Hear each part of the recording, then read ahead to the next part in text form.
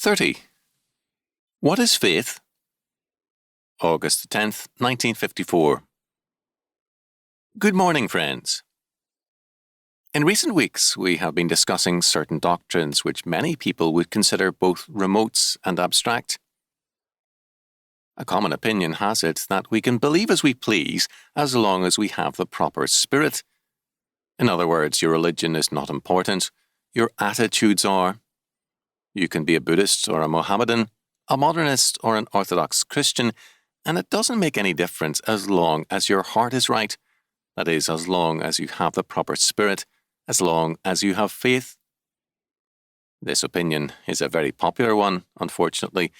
It involves a total religious bankruptcy and a very markedly absurd conception of faith.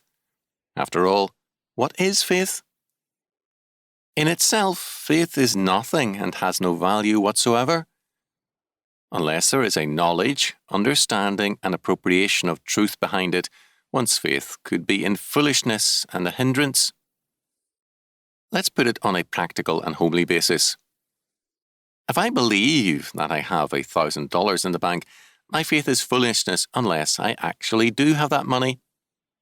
Every action on the basis of a false faith involves not only foolishness but danger. For me to write in good faith a check on a non-existent bank account is to invite serious trouble no matter how firm my faith is. I know a kindly man, now locked up in a mental institution, who earnestly believes that he is a very wealthy rancher with vast holdings in 2 states and several million in various banks. He is sufficiently convincing in his faith to convince people of it whenever he is released, with the result that bad checks are written which bounce and end up in his reconfinement. His faith does not make his checks good, and to compare him and his faith with that of a man who can write a good check is foolishness. In like fashion, we cannot equate a man with faith in a false religion with a man having true faith. Having faith as such, or a proper spirit or sincerity, is not enough. A valid faith must therefore be founded on knowledge, and the knowledge must support the conclusions of faith. To have faith in God means not only to believe that He is, but to know Him in His revelation. Faith is nothing in itself.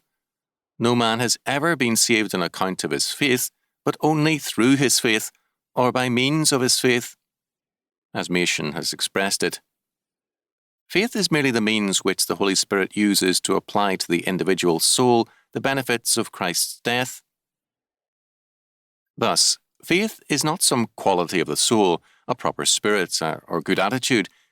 Faith is, according to the Bible, the substance of things hoped for, Hebrews 11:1.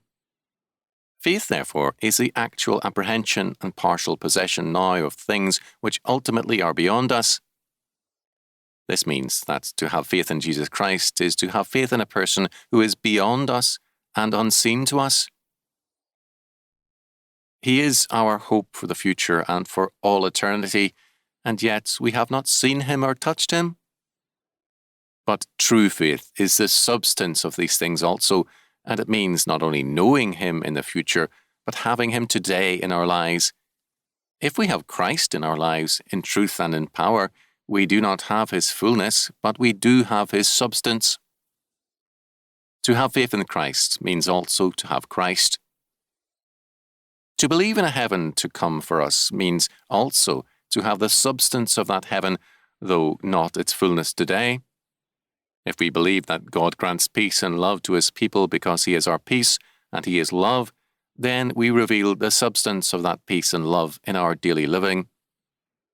If our faith is in a godless world or in a world gone out of the Almighty's controls, then we show the substance of that faith in uncertainty, instability, and fretting. Thus, we see that, first of all, faith presupposes knowledge. Second, that it is the substance of things hoped for, the essence of things not seen. And finally, we must see that faith is not doing something, but rather receiving something. Faith, in itself the working of God in us, means that we receive the Lord and His salvation as a gift. Faith is not an act on our part, but a receiving by us of God's act in Jesus Christ. The Shorter and Larger Catechisms read thus. Question 30. How doth the Spirit apply to us the redemption purchased by Christ? Answer.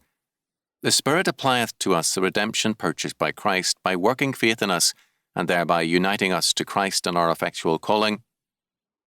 Question 72. What is justifying faith? Answer. Justifying faith is a saving grace wrought in the heart of a sinner by the Spirit and Word of God, whereby he, being convinced of his sin and misery, and of the disability in himself and all other creatures to recover him out of his lost condition, not only assenteth to the truth of the promise of the gospel, but receiveth and resteth upon Christ and his righteousness therein held forth, for the pardon of sin, and for the accepting and accounting of his person righteous in the sight of God for salvation. Question 73. How doth faith justify a sinner in the sight of God? Answer. Faith justifies a sinner in the sight of God, not because of those other graces which do always accompany it, or of good works that are the fruits of it, nor as the grace of faith or any act thereof were imputed to him for his justification, but only as it is an instrument by which he receiveth and applieth Christ and his righteousness,